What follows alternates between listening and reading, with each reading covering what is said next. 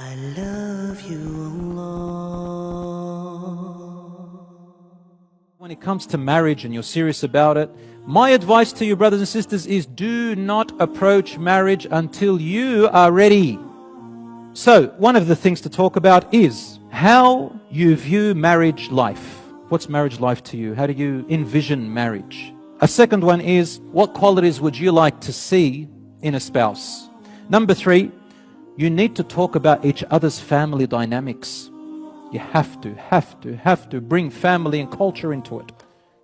How you each spend your free time. What are your hobbies? Do you do community service work? Do you like going on social media? What pictures do you like putting on? These are very important to talk about in this day and age.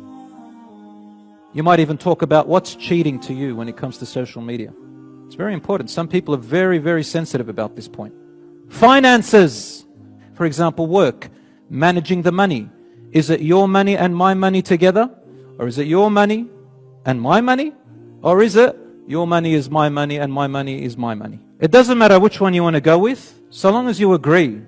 Talk about your social lives. Introvert, extrovert, these are very important. Knowing a person's friends is very important because the friends can tell you a lot about yourself, and usually you've got to investigate. A good thing is to look on social media, ask other people about them. There's nothing wrong with that. Number 8, talk about children and raising them, educating them, and very importantly, naming them.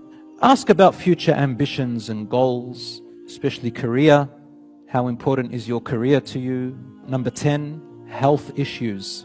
If you're embarrassed to talk about them, get someone else to explain that to them. It's very important, brothers and sisters. You don't want to get married and later on you find out severe health issues or deformities or disabilities. Number 11, the past. A lot of sheikhs and imams said, it's none of anyone's business to know about your past. Allah forgives all sins. Yes, that is true. But I'm going to just let you think about something. You know yourself. Some sins of the past between telling a potential spouse cannot be easily dismissed. You have to think, is that sin of my past going to show up in my marriage again? Does it have the potential? I'll give you an example. If a person used to be on drugs before and they were addicted and it was hard, how long ago was it? In a marriage, there's going to be ups and downs. A person can resort back to the drugs. Is it important to talk about it? In my opinion, wallahi, you don't have to take it. It's important to talk about it. But of course, there has to be respect and people have to cover up for their sins. Sometimes a person may have had multiple relationships in the past. Now, it's up to you to say it or not say it. It's not a problem. You don't have to say it. You can hint it. You can send someone to say it in a different way. If you get married, and that is something that is important to you, if you want to ask that question, you can ask that question. But the other person does not have to answer the question. And then it's up to you if you want to go ahead or not. You can say, look, I lived a sinful life, and I didn't know, and I have repented. That's it. You don't have to say much more than that. Criminal records, if a person says, I've been in prison before, you need to say these things, because that's going to affect the family as well.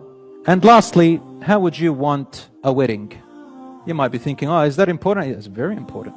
In fact, saying how you want a wedding and the details of it will tell you so much about the mindset of the person, about their family, about your family, to see if things can get along.